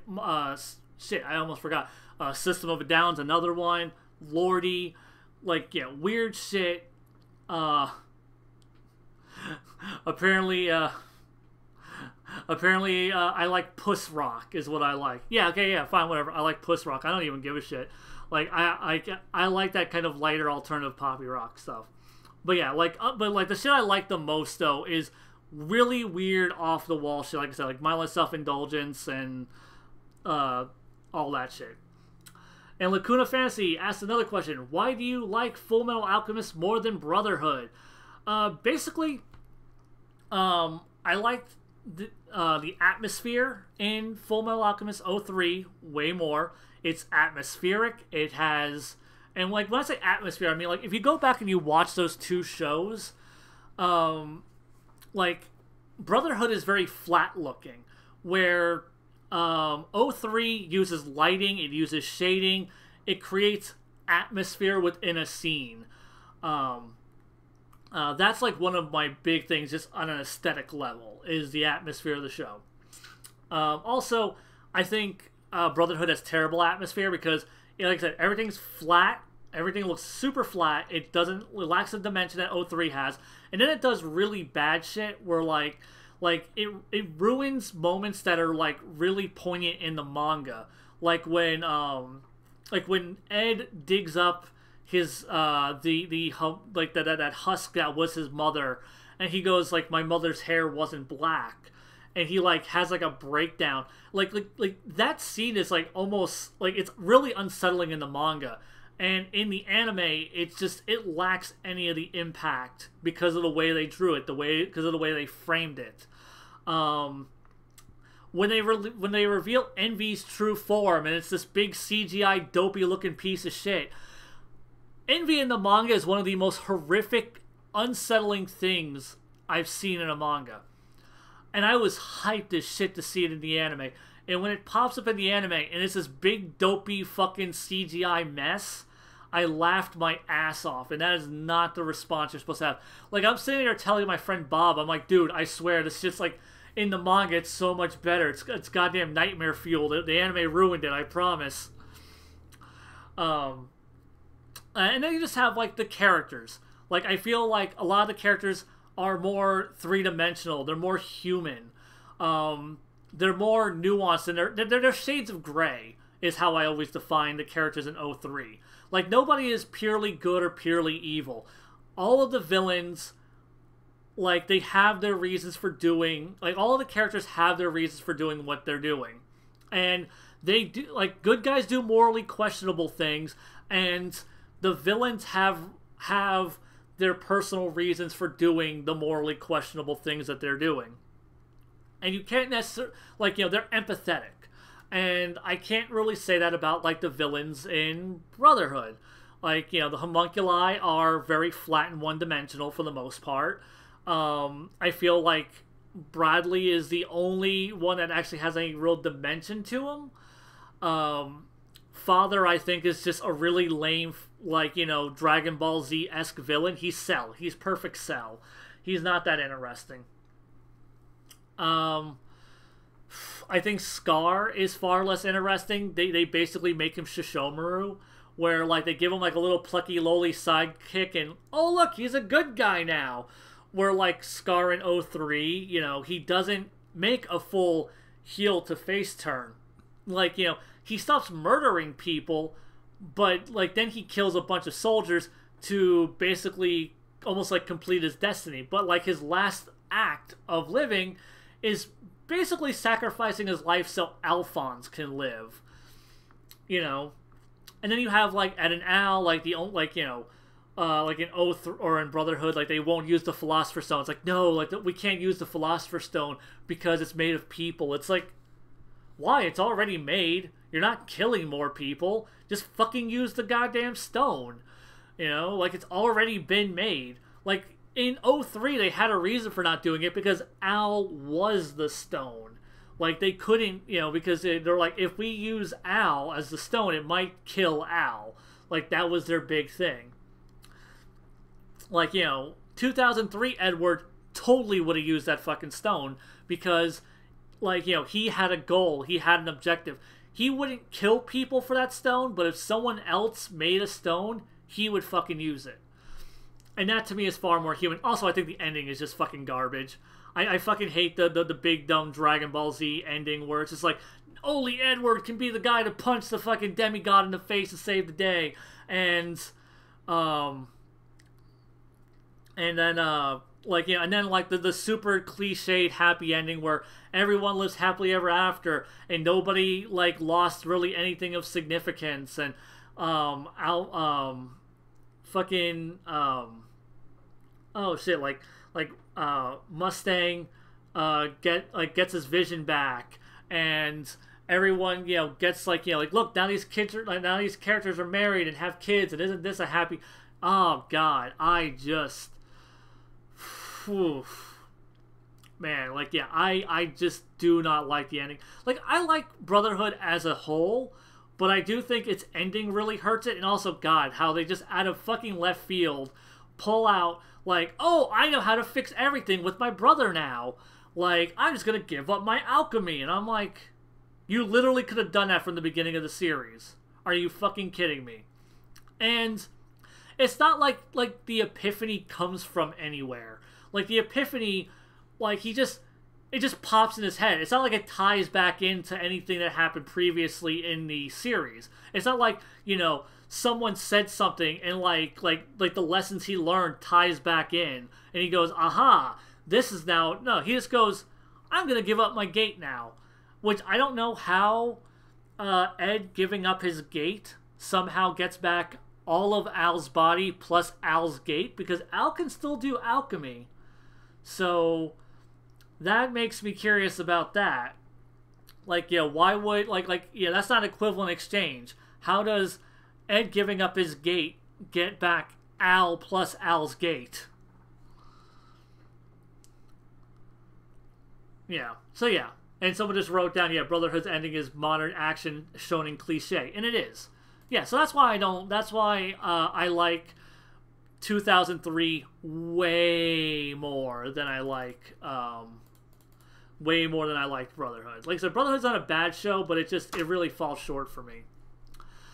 Any video games you are currently enjoying or personal favorites? Personal favorites, Aria Sorrow, Chrono Trigger, Tearaway, oh God, I've listed my fucking favorite games so many damn times, and like I always have to like try to like rethink of them every time this happens to me.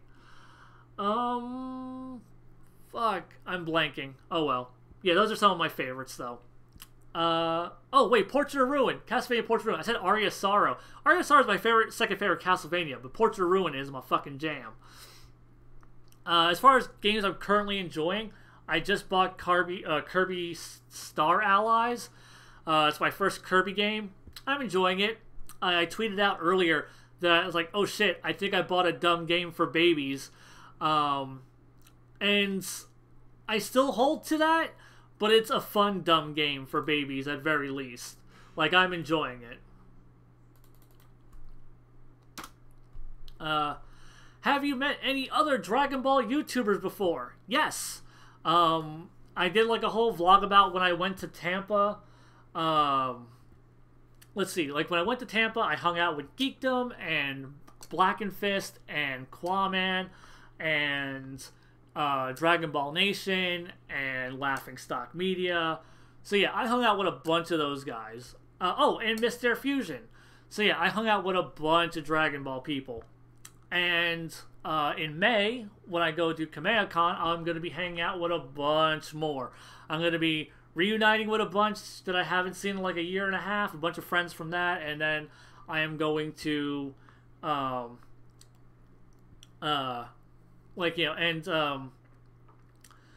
shit. I keep looking at the screen. Sorry, I looked at the screen again. That was my mistake, because then I read a thing and it threw me off again.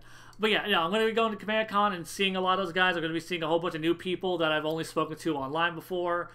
Supposedly Gabby is talking about going, so if she does, that'll be dope. Because that'll be my first time meeting her. So yeah. And if you're wondering, like, what, like, these Dragon Ball YouTubers are like, they were great guys. Like, a lot of them, like, I wouldn't say like I'm personal friends with like with some of them, because like like we just didn't hang out that much.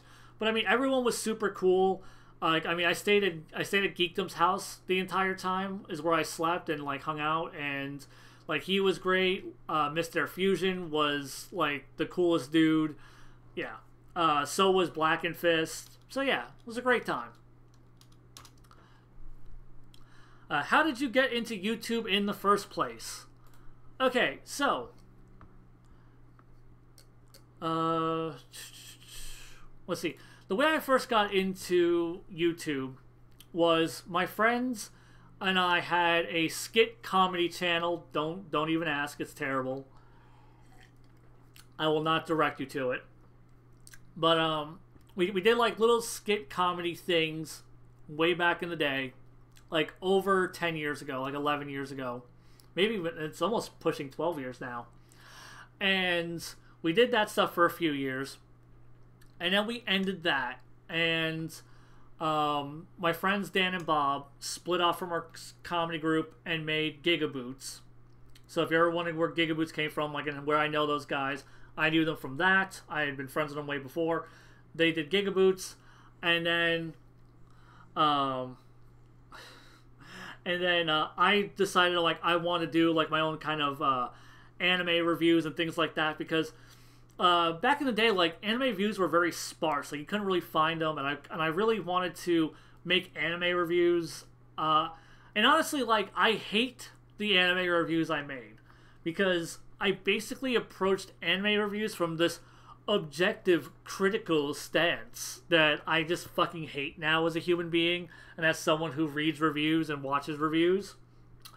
I was trying to be like more objective. I was trying to make consumer reviews, basically trying to be as non-partial as possible. And yeah, I was not like, yeah, I just hated all of those fucking older reviews of mine. But that's basically where I started from, though, is I was doing that, and I started making other videos, and, then I kind of got stuck in the Dragon Ball pit, and I have yet to officially dig myself out of the Dragon Ball pit. Ugh. You appear to be very well versed in deconstructing the key narratives, themes, and elements of anime, manga, etc. How did you develop these skills? Was it simply practice over time, or was it some formal study? Well, it was neither. I did not practice at this, and it was not a formal study. I would say, let me think, because that's the thing, like, people say, like, oh, you're so good at, like, deconstructing things and blah, blah, blah, blah. It's just, like, I don't think what I necessarily do is special. I'm really good at explaining what I personally get out of my entertainment. And a lot of people call that deconstructive. Like, you know, a lot of people call it, like, analysis and things like that, and that's fine. You know, I'm not gonna, like, you know, go, oh, no, that's not what it is. I mean, that's technically what it is. But, like, you know, if I'm good at anything, it's really just is explaining to people why I like something or why I dislike something. That is why. That is basically, like, where I kind of... Because, like, you know, when it comes to, like, you know, picking up things like narratives and themes and like, those kind of elements, I just kind of notice them as I'm watching. Like, I don't go into a piece of entertainment like, oh, I wonder what I could deconstruct out of this. It's just like, no, like, I watch it, and what I get out of it, I get out of it. And, you know, because absorbing entertainment, it's always going to be a personal experience for you. What you get out of a piece of entertainment is not what other people are going to get out of it. And there have been people who come from different walks of life that have gotten things out of pieces of entertainment that I never did. And that I'm like, and seeing what other people get out of it is always kind of interesting. Like, I've only recently, like, started putting together, like, you know, people pointing out, and, like, me putting together, I'm like, oh, the Wachowskis were trans, or the Wachowskis are trans, and they made this movie, and it has all these trans parallels, and they've even come out themselves and been like, yeah, no, like, the Matrix is, like, you know, a metaphor for, like, you know, making the transition into being trans. I'm like, oh, like, that's a really interesting reading of that film that I never got out of that because I'm not a trans person, so I never had that mindset. So it's really cool to see, you know, it's really cool to see, you know, what other people get out of things. Like, I always try to watch people that I disagree with, like Digibro. I disagree with Digibro on a shit ton of things, but he always brings, like, an interesting perspective that I don't have. And it's like, maybe I'll learn something. Movie Bob's another one, you know. Like, you know, I don't always agree with him. In fact, I only agree with him probably like half the time. But I think he has an interesting viewpoint on cinema. What do you think of Sonic the Hedgehog as a character? If you've read any of the comics, that'd be nice to talk about. If not, video games are fine. I have barely dabbled in the... I have barely dabbled in the Sonic the Hedgehog comics, but Sonic the Hedgehog, he's fine. I mean, I mostly know him from the cartoons. You know, he was a mascot. He was very marketable and edgy and cool. And I mean, I liked him as a kid. That's about it. And okay.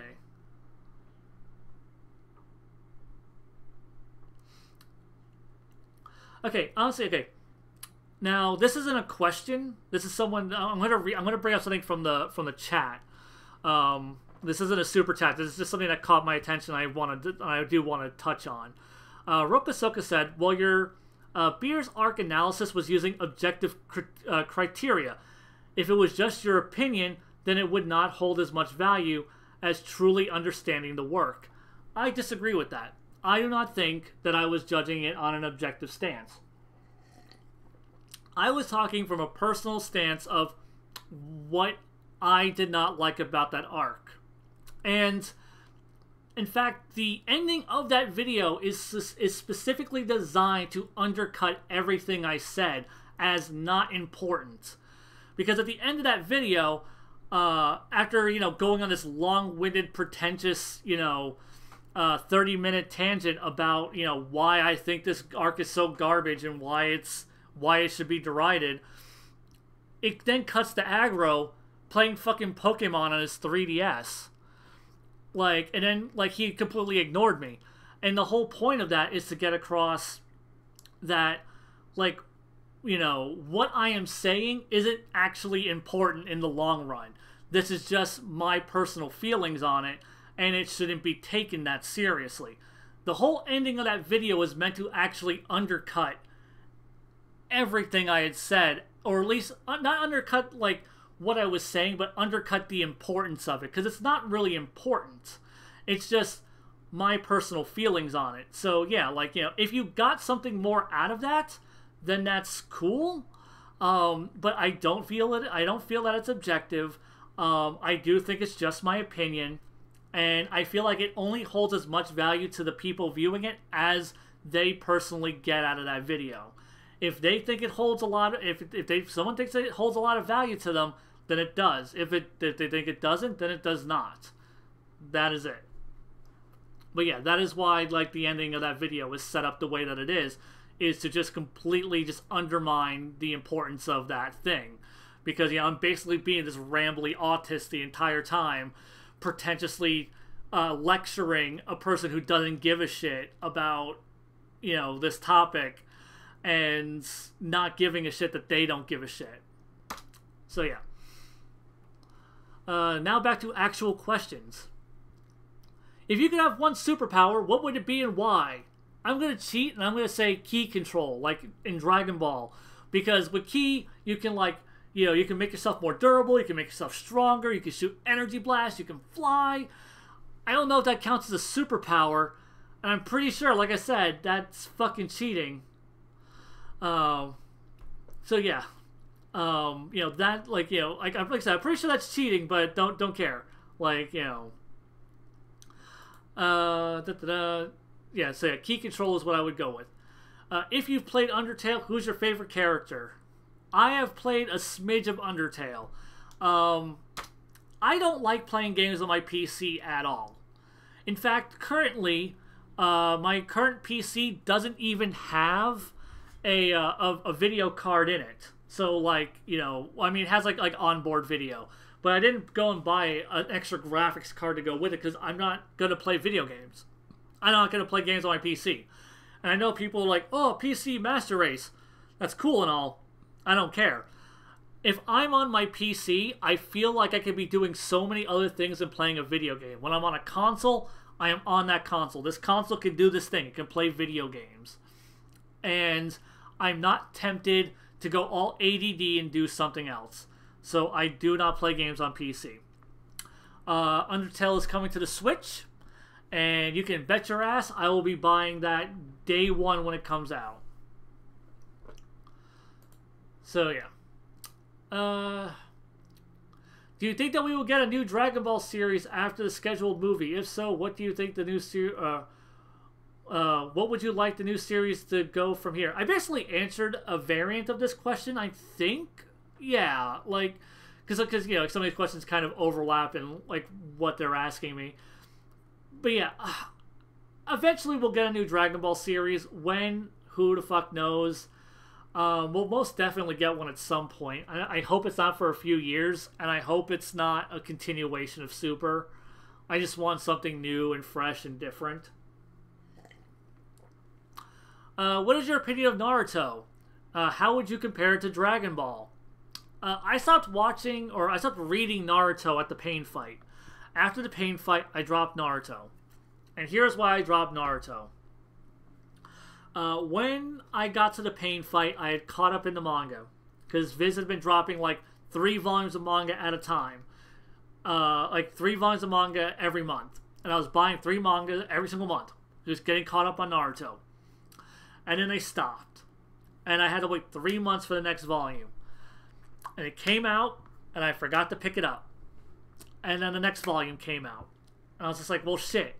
Now, there's 2 volumes of manga out. And I'm like, you know what? The Pain fight, clearly that's ramping up to the end. They leveled Konoha. Shit's gone balls to the wall. There's only a couple of fucking enemies left. There's maybe 5, 6 volumes of Naruto left. I'm gonna hold out and wait. 20 plus issues fucking later, Naruto finally ended, and I did not give enough of a shit to go back. Plus, everyone's told me that that Naruto, after the Pain fight, it just completely goes off the rails and just turns to garbage, and it just gets exponentially worse the longer it goes on. So I'm kind of glad I fucking dropped it. What I read of Naruto, I did like, but I have no desire to go back and revisit it. It is just not worth it. It's too fucking long, and honestly, just not good enough for me to care about. If Super Saiyan never existed, what direction do you think the series would have headed in?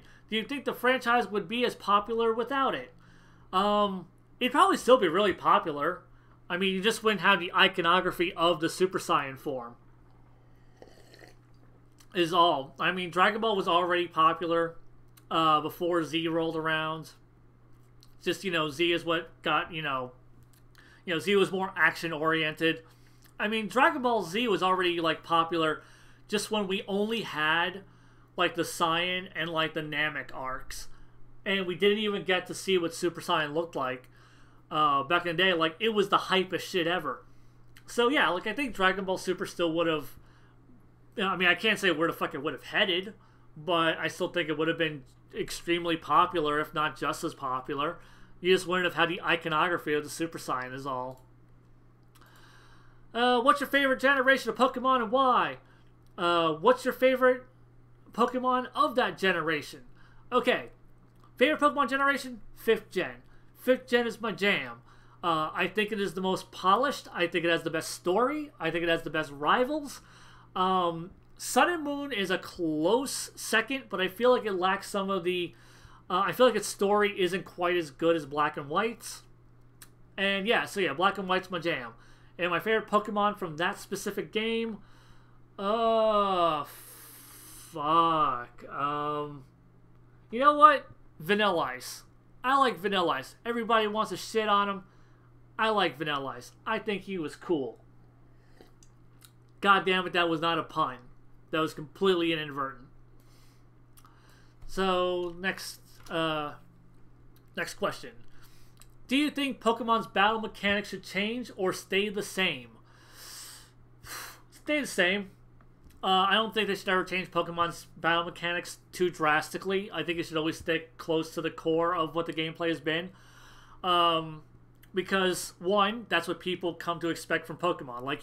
You pick up a Pokemon game because you like Pokemon. You like collecting these things, and you like playing this gameplay style. It should always be turn-based. It should always be the 4 moves. That should be Pokemon. And the biggest reason for this is if you change the battle mechanics of Pokemon, then Pokemon, you can't transfer your Pokemon from older games.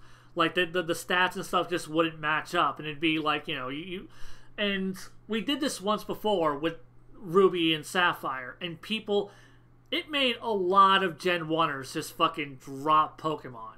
I was one of them. I dropped Pokemon at 3rd Gen because I was so pissed that I couldn't bring my team over from Gold and Silver. So yeah, I do think that Pokemon's battle mechanics should never change, if only for the fact that I still want to be able to bring my Pokemon over. Everybody still wants to bring, because that's the whole point. Gotta catch them all. The moment you take away people's Pokemon, all those hundreds and hundreds of hours that they've put into your fucking games, and you spit in their face by not making them compatible with the newest iteration. Fuck that noise. If the new Switch game doesn't have a Pokebank and doesn't let me drop my Pokemon onto the Pokebank and then pick them up onto my Switch game, I'm gonna flip my shit. That'll make me just drop Pokemon as a whole, because fuck that noise.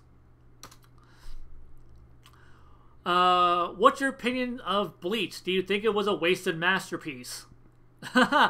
Masterpiece is a strong-ass word for Bleach. I think all the way up to the Seirei arc, it is really goddamn good.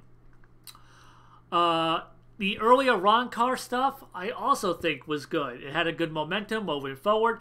Once they get to Hueco Mundo, I feel the pacing went to garbage, and Kubo didn't know what the hell he was doing, and he dragged everything out, and I stopped giving a shit, and I dropped it, and I never want to fucking read Bleach again. Also, I've heard about all the things that Bleach does afterwards, because a friend of mine kept reading and watching Bleach. Yeah, I never, ever want to go back to Bleach.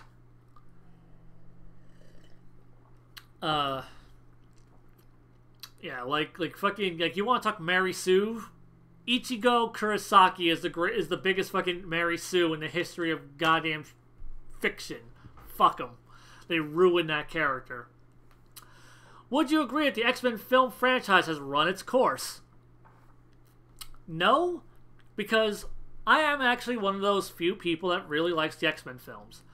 That aside, I feel that the X-Men films, like, as of late, have been going in really interesting directions and have been experimenting. So, if they had just kept running them into the ground and just doing the same shit over and over again, but I don't think that's what they've been doing. First Class was like this really cool period piece prequel that had a completely different feel from the original trilogy of films. Then we did a big event movie reboot. Like, we've never had that in a fucking comic book movie. That was cool as shit. We had Deadpool. Cool as shit. You have Logan, which was just fucking emotional heart-wrencher. I'm really looking forward to Deadpool 2. I'm really looking forward to New Mutants. Like, I'm gonna be sad once the X-Men film franchise ends, because I feel like once the X-Men, because like I feel like X-Men films are being finally experimental and doing new interesting things. I feel once it folds into the MCU, it's gonna be awkwardly shoehorned in, and the X-Men themselves are just like we're just gonna get boilerplate X-Men movies, except now we're gonna get them like in the right costumes from the comics that everybody wanted, which is weird because I mean the next X-Men film is obviously gonna do that. They set that up at the end of X-Men Apocalypse. So in X-Men Dark Phoenix, they're gonna be in the right costumes. So you know, I don't know. I feel like the X-Men films are just gonna get more generic now. And it's just going to be a step backwards, where I feel like now they're really taking steps forward and being more creative than even the MCU is. Would Cooler have served better as a canon character rather than a movie villain? I don't know. Depends on how you write them. Like I said, it's always in the execution, people. I have no... Like, I can't tell you about, like, hypothetical alternate universes.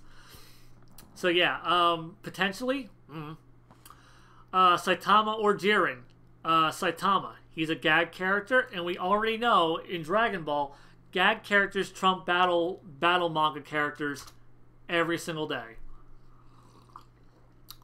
What do you think of Inuyasha? I liked the first few seasons worth.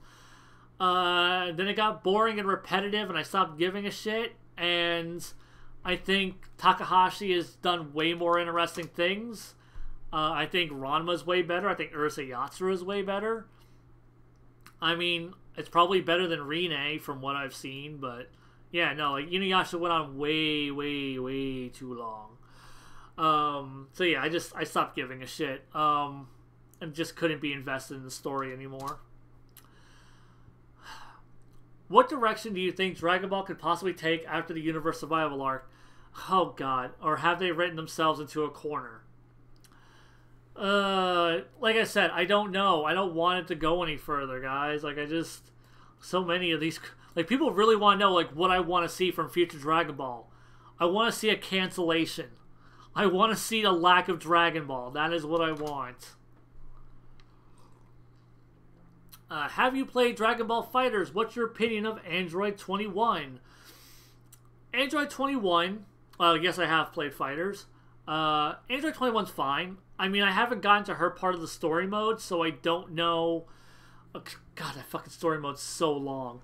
I like what I've seen. She's an alright character. She's fun. I hope whenever I eventually get to her story mode, she becomes a more complex, interesting character, but who knows? I think she's fine, though. I think she's a great character design, at least her base form design is. Is there any movie you consider perfect? If there is, why is that movie perfect in your opinion? Okay, so what I define as a perfect movie is a movie that sets out with an objective and does its objective well. Like it just really hits the objective that it was going for. Like this is our end goal, and then they just do it, and they fucking own it. Like, RoboCop, I think, is a perfect movie because they want to do this ultra-violent action film with dark satirical comedy with cutting social criticism, and they did it, and they nailed it across the board. I would say the same thing about something like Ghostbusters. You know, like they wanted to have like, you know, just the way all those parts gel together. I mean, there's a lot of movies I would consider perfect movies. I mean, you consider and go, well, actually, it has this objective flaw, but it's just like, but I mean, does the quote objective flaw take away from the rest of the film?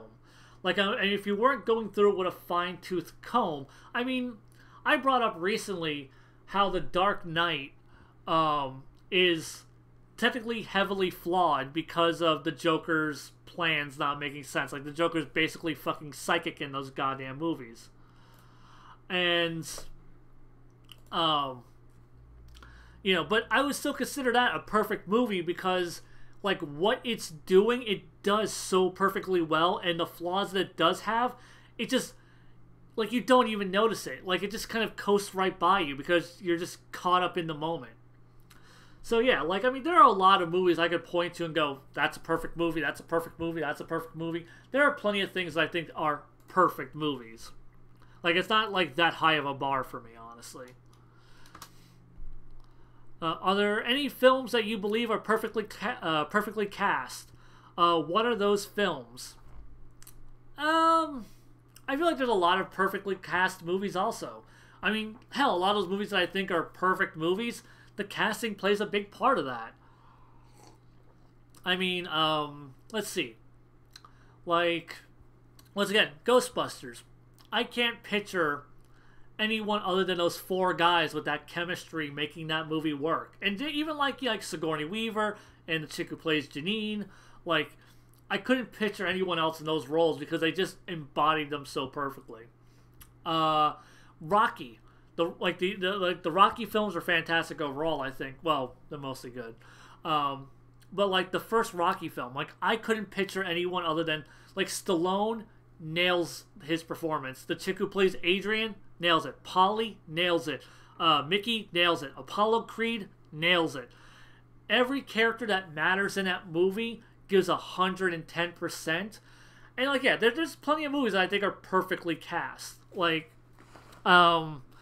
Christopher Nolan's The Dark Knight is another movie, like a perfectly cast movie. The Ninja Turtle movie from the 90s. You know, that was, I think, another perfectly cast film. I think they got great voice actors for the characters.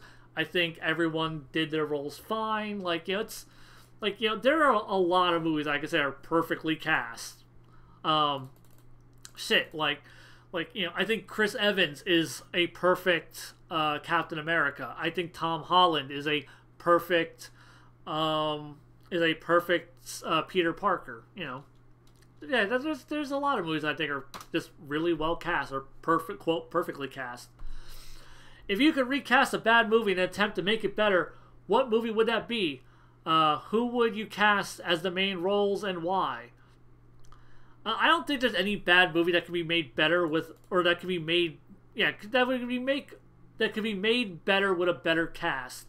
Because if you have like a dog shit script and dog shit directing, and you have some of the most seasoned actors in there, it's still going to be a bad movie regardless.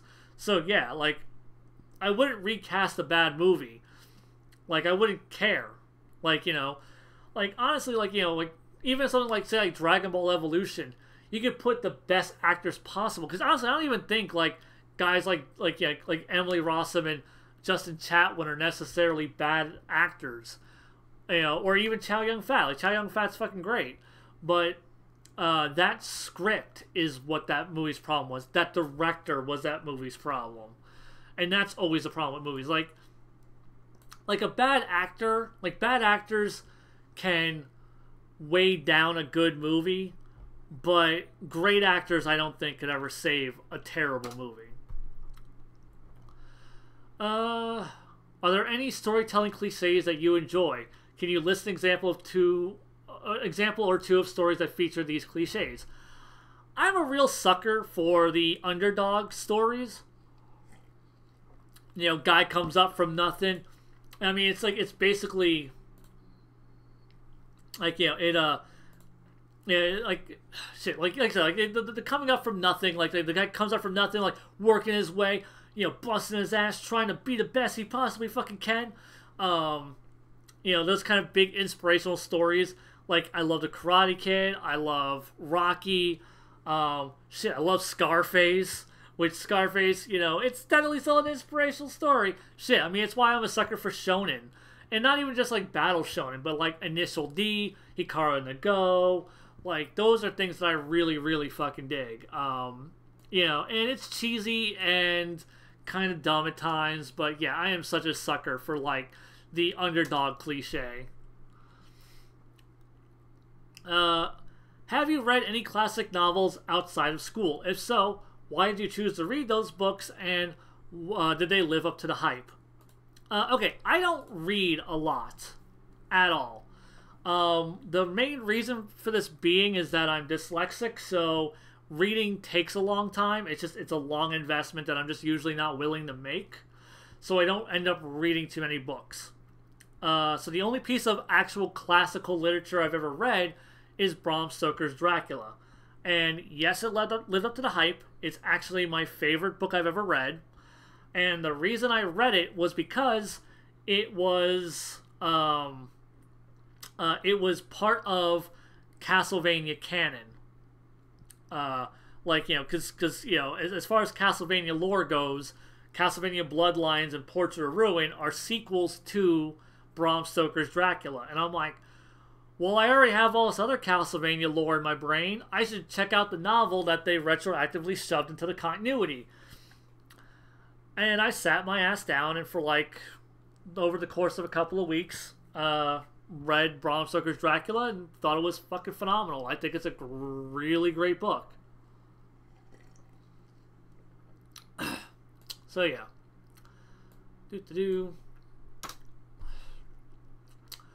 What are your top 3 anime series that tell a complete story in 50 episodes or less? Why do you choose those 3? Shit, 50 episodes or less. Alright. See, because that automatically strikes out the Monogatari series. And Fullmetal Alchemist 2003, because that's 51 episodes. God damn it. Okay, and tells a complete story. Escaflowne, because it's my favorite. That's 26 episodes. The reasons why I would put it as my top 3. Great world building, great characters, engaging story. Has my all-time favorite villain, Delandau. Great mechanical designs. Just a great fucking series, top to bottom. Probably Utena, which is like 30-something episodes. I like its themes on gender and specifically gender roles, and going against gender roles, and like that whole theme that it plays with and is reinforced by the narrative. So yeah, really big. It's like, you know, really big into that. Also, just a gorgeous anime with a fucking amazing soundtrack. Also, Escaflowne has a great soundtrack too. And Gankotsuo, the Count of Monte Cristo. Gorgeous fucking visuals, great characters, based on, you know, one of the well-respected greats of literature. I actually own a hardbound edition of Count of Monte Cristo that I have not read yet. Because if I'm going to read another fucking novel, it's going to be Count of Monte Cristo, because I fucking love the anime adaptation, and I really, really want to read the novel and see what the novel does. So yeah, those are my 3, and those are the reasons for those 3. This might sound stupid, but is there any particular reason English words and phrases randomly show up in anime so frequently? I mean, English is just a very common second language to a lot of Japanese people. It's a mandatory thing for for like businesses and stuff. If you're gonna get into like Japanese business, you need to know English to speak to people overseas. So that's a really important thing. And yeah, it's just English is just something that gets integrated into their language a lot.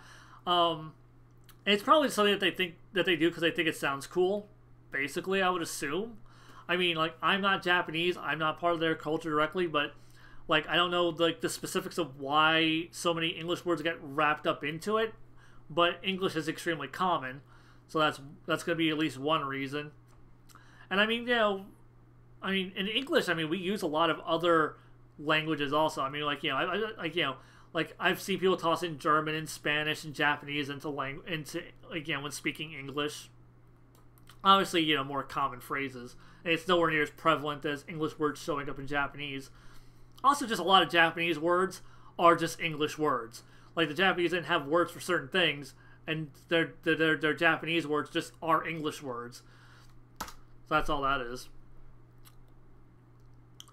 Are you into craft beer? If you are, have you ever tried beer from San Diego?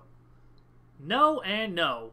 I'm not opposed to craft beer, but I've never drank it, so yeah, no. This person said their final question was, my name is... Oh my god. My name is Tikzik. How do you think it is pronounced? Well, I just tried to pronounce it. I probably butchered it. There you go. That was my one attempt. What is your all-time favorite movie? My favorite movie is Teenage Mutant Ninja Turtles 1990. That's mostly from nostalgia, but also I've gone back to watch it plenty of times to know that I still really love that movie. I think it holds up as a great film on its own right. I think it's great characters, great story. The animatronics are fantastic. It's well paced. Just a good movie overall. I mean, also, I was a child when I first saw it. It was the first movie I ever saw in theaters. So yeah, it's always had a special place for me. Are you a fan of horror films? If so, what subgenre do you lean to the most? I am a huge fan of horror films. And every year, like whenever I do like my year-end review on movies, I'm always like, these were my favorite movies. And I talk about like the things that I lean towards the most, or usually I'm like this was a great year for movies, or this is a shit year for horror movies. And the stuff I lean towards the most is the stuff that like really builds tension. Like, I don't even know like what you would even call the subgenres. I don't even like care about subgenres. I care about like how well does it like really dig up underneath my skin and creep me out. Like whether it's supernatural or a slasher or like just like like a home invasion film, like anything like that. Like it's to me it's more about like how much did that movie creep up under my skin and leave me unsettled. Like, when I get home and I'm taking a piss, am I looking over my shoulder because I feel like there's something behind me? Those are the horror movies that I really get into. Those are the ones that I'm like, just like, that are my jam. Like the ones that just stick with me for hours afterwards. And I just can't get over them for a while. Are you satisfied with the way Evangelion ended? If you mean the series, yeah, I'm fine with it. If you mean End of Evangelion, I love the movie End of Evangelion. I feel like Evangelion's ending, you need to watch both. Because, like, some people will tell you that the movie retcons the last 2 episodes and you don't need to watch. That's bullshit. Don't listen to those people. You watch the last 2 episodes, and then you watch the movies. Those are companion pieces. They fill in the gaps for one another, and it is just, it's awesome. Like, it has some of the most visceral, uncomfortable character moments in any piece of fiction I've ever watched. The most human moments. The most, like I said, sleazy, just, like, most private moments of people. And I love Evangelion's ending. I love the bleak, nihilistic, just just fuck everything, everything sucks and everything just needs to fucking die aspect of it. And just how bleak it is by the end. So yeah, I love Evangelion's ending. If you've never seen Evangelion, I don't think I spoiled it by saying that. And I highly recommend anybody watch it, because it is a very, very good movie. Or it's a good show and it's a good movie. And finally, the last goddamn question. God, my fucking voice is going out. I'm on my second glass of water. What are some videos that you want to do but are holding back on? The simple answer to this is every single video, like every scripted video that you see me put out is something that I've been holding back on. The only reason I'm holding back on videos is because of time and resources. I just don't have the time, or I just don't have the resources to make certain pieces of video, or I have to do them in a certain order. Like, I would love to do a video immediately about the universe survival arc, but I can't, because I need to do videos on the other arcs, because I have like this big grand vision. But in between all of those videos, I also want to do other videos in between those, so I need to space those out. So yeah, there's a lot of shit that I really, really, really want to make. It's just, you know, I just don't have the time, is what's holding me back. Like, you know, the next video I put out, it's gonna be the Bulma tribute that I've been talking about forever now. I couldn't make it because my PC died. That's what held me back there. And then the Battle of Gods movie review. That's another thing that's coming up. That's something that's been on my back burner for a while. And I had to do the series review first. And then I needed to... But then Suru died, so then I wanted to push the Bulma review, tribute first, ahead of it. So, there's a lot of things that really, hold me back. Like I said, like pretty much every single scripted video you see me put out for like the next 2 years is something I have been wanting to do that I've been holding back on, because I have an order that I want to release a lot of things in. Because like I said, I can't just jump into the universe survival arc. Like I said, I have like a vision of where I want those reviews to go, and I have an end point. And I've already started planning I already have ideas for when I eventually review the new Dragon Ball Super movie. Because, like, that's just, like, the movie isn't even fucking out yet. But on a narrative level, like, where I want to take those reviews, I already have plans for that. So, yeah, like, I got shit. I got shit planned. And, but yeah, like, it is literally just the lack of time that has been holding me back. So, yeah. Yes, Dokkan Battle, yes, Dokkan Journey, I saved your question for last, because I thought you had the best question, and I thought it was a good note to end on. You only asked one question, too, so I was just like, you asked one question, it was really goddamn good, so it deserved to be the thing that wraps this video up. So, yeah, that's the last question, that's everything. I want to give a special thanks to everyone who put towards the Patreon, or not the Patreon, the GoFundMe. So yeah, Edward Chen, Keyless Baton, MNNM, Dies to Doomblade, Raekwon, Mikey Savage 21, Garde Trace, Brench Toast, Andro Vertes, Super Saiyan God, Super Saiyan Mystic, Super Saiyan 4, Dokkan Journey, Chewy, thank you all for putting in all these questions. Thank you all for putting towards this GoFundMe. I could not be doing this right now if it weren't for you guys, because I wouldn't have this PC to do these videos. So yeah, like, I can't thank you guys enough. As for what's happening next, I'm gonna start watching JoJo's Bizarre Adventure. So, that's gonna be the next thing. So, it starts expecting vlogs to be happening, because this is only the first of many, many, many, many rewards that I need to churn out this year. This is only the first. So, like I said, I got a lot of shit coming in the future.